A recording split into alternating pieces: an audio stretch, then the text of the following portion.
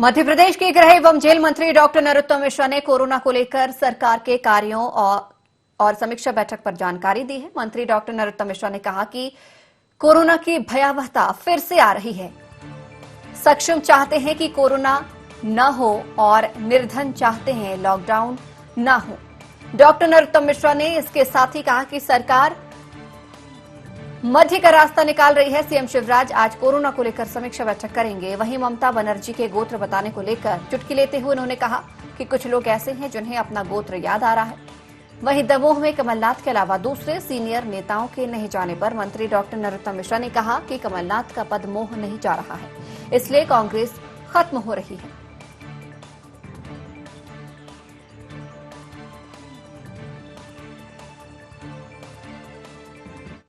निश्चित रूप से कोरोना की भयावहता पुनः आ रही है।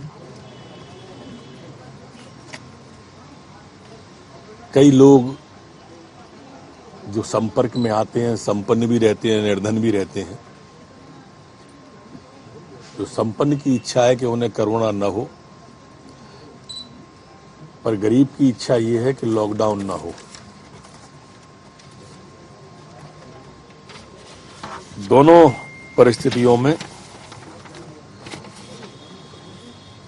मध्य का मार्ग सरकार खोज रही है,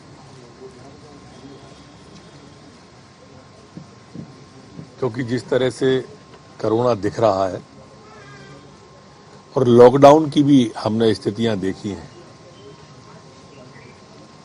तो मध्य मार्ग के लिए सरकार आज मुख्यमंत्री जी सभी जिला कलेक्टरों से बात करने वाले हैं। क्राइसिस कमेटी के क्या निर्णय हुए हैं और होने वाले हैं वो भी आने वाले हैं, उसके बाद तय करेंगे।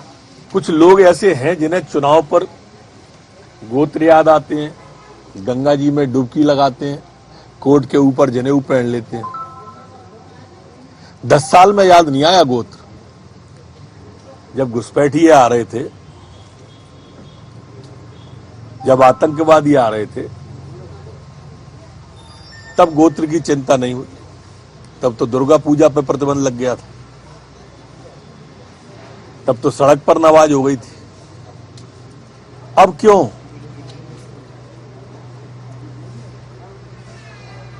वो दीदी लोग सब जानते हैं, अच्छी तरह पहचानते हैं कि अब क्यों गोत्र याद आ रहा है। पुलिस विभाग लगातार विभाग के अंदर गृह विभाग सुधारात्मक प्रयास कर रहा है। हमने आरक्षक को प्रधान आरक्षक, प्रधान आरक्षक को एएसआई, एएसआई को एसआई, एसआई को टीआई, और हमने आदेश पर दस्तखत कर दिए हैं टीआई को एसडीओपी के चार्ज देने पे। चूंकि हमारे यहाँ उपचुनाव है, इसलिए हमने वो चुनाव आयोग से अनुमति के लिए भेज रहे हैं। जैसे ही अनुमति आ जाती है, हम तत्काल एसडीओपी के प्रभार वाले आदेश जारी कर देंगे, अन्यथा 2 मई को के बाद वो आदेश जारी होंगे। पर मैं समझता हूं कि चूंकि प्रदेश वाला मामला है, एक जिले का नहीं है, तो ये आदेश हमें मिल जाना चाहिए। मैं खुद ही पंजाब होके आया हूं कल। मैं खुद ही जालंधर में था, खूब बढ़िया कार्यकर्ताओं से मिले जुले। अब कोई किसी ने वैसे ही चला दिया हो तो मुझे नहीं पता, मैं तो खुद होके आया हूं, तो इसलिए कैसे मान लो किसी सोशल मीडिया की बात को। उनका जो पदमोह है ना, उस पदमोह में पूरी कांग्रेस को ही दांव पे लगा दिया। वरिष्ठ नेता सीन से गायब हैं। माननीय मुकेश नायक जी के भाई कांग्रेस छोड़ गए। पढ़ा मैंने ये भी कि वो स्वयं भी संन्यास की इच्छा ले रहे हैं। अब इतने योग्य और वरिष्ठ लोग जिस जिले से विधायक रहे हों और वो ऐसा सोचते हों, पर कमलनाथ जी ऐसा नहीं सोचेंगे।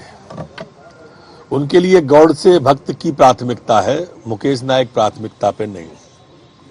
उनके अपने फंडे हैं, अपने एजेंडे हैं, और मैं समझता हूं कि ये 2 बुजुर्ग जो है ना, कांग्रेस को असल में ही ले जाके छोड़ेंगे। देखो, कांग्रेस अपने घर को देख ले, जहां सबसे प्रबल दावेदार गोविंद सिंह जैसे नाम ही नहीं है उसमें। अब वो तो अच्छा है, उनने उसकी कहीं मेरा नंबर बोले, मेरा 14वें पे, मेरा खुद का 15वें पे या 16वें पे, नंबर तो क्रम से ही आएगा ना। तो ऐसे नाम नहीं लिया उनने, वही काफी है कि हमारा नरोत्तम का 16वां नंबर है, 14वां है। अरे भाई, हम पश्चिम बंगाल का काम देख रहे हैं। मनीष सिंधिया जी राष्ट्रीय नेता है, पश्चिम बंगाल में उनको स्टार प्रचारक बनाया है। ये कांग्रेस को नहीं दिखा होगा। ये नहीं दिखा कांग्रेस को कि मध्य प्रदेश का एक भी नेता इन 5 राज्यों में स्टार प्रचारक की सूची में नहीं है। कमलनाथ क्यों नहीं है, दिग्विजय क्यों नहीं है, बाकी लोग क्यों नहीं है, लेकिन सिंधिया जी दिख रहे हैं उनको, क्योंकि वो जानते हैं कि सिंधिया जी उन्हें सोते में भी दिखते हैं, ख्वाब में भी सिंधिया जी दिखते हैं। और क्यों दिखते हैं ये भी कांग्रेसी जानते हैं। बहुत आवश्यक है महिलाओं के लिए। हमारी प्राथमिकता महिलाओं का है।